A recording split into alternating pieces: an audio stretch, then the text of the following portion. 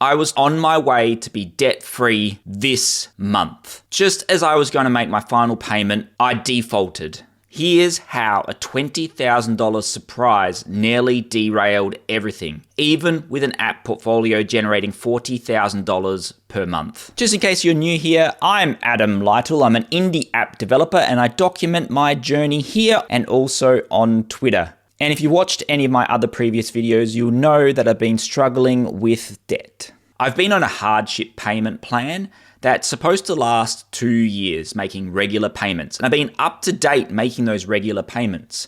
But I failed to realize that if you don't keep up to date with the new debts coming in, that your existing hardship plan gets cancelled. Now the tax office wants full payment by 27th of September, the whole $26,789. And I had enough to pay for it, but not until October the 3rd, when my next payment from Apple is scheduled to land in my account. So I'm left in this position where my business is generating more revenue than it's ever generated in the history of the business, but I've defaulted on my outstanding debt by a week. Fast forward to October 3rd, I received my Apple payment and paid my tax debt in full. So at this point in time, right now, I am debt-free. I am tax debt-free. Every one of my commitments are all sorted. I'm a free man. Any payment that comes into the business now, I can start re-injecting back into the business. Already, I've splurged on a couple of things for my streaming. I bought a stream deck. I've got some new key lights, and I even got a new camera. Hang on, there's someone at the door.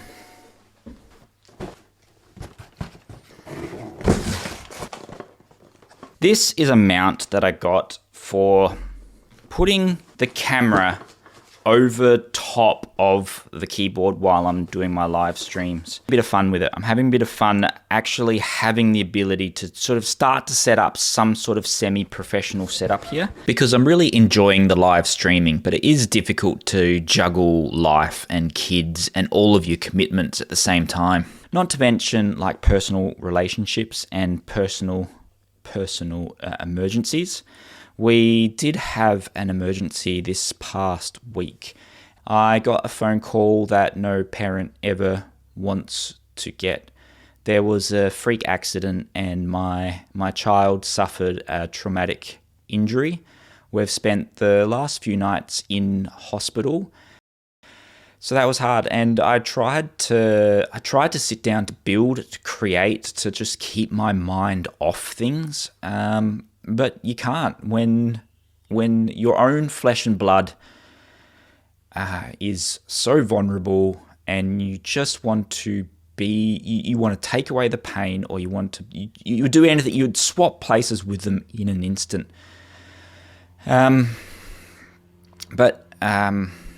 We just had to wait. We didn't know what the answer was going to be, and that has given me this timely reminder that this hospital visit cost us effectively nothing. It's all free. It's all covered by Medicare. It's all covered by the Australian government. As a tax-paying citizen, I pay my taxes so that health facilities out there don't bankrupt us or don't bankrupt any family if they go through these types of experiences. And I had this moment of reflection where this month, I've paid down all of my tax debts.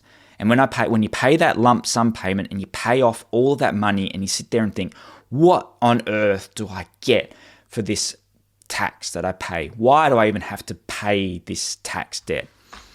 And this was a wake-up call and a reminder exactly why in my country we pay tax to facilities like Medicare, and it doesn't bankrupt us again.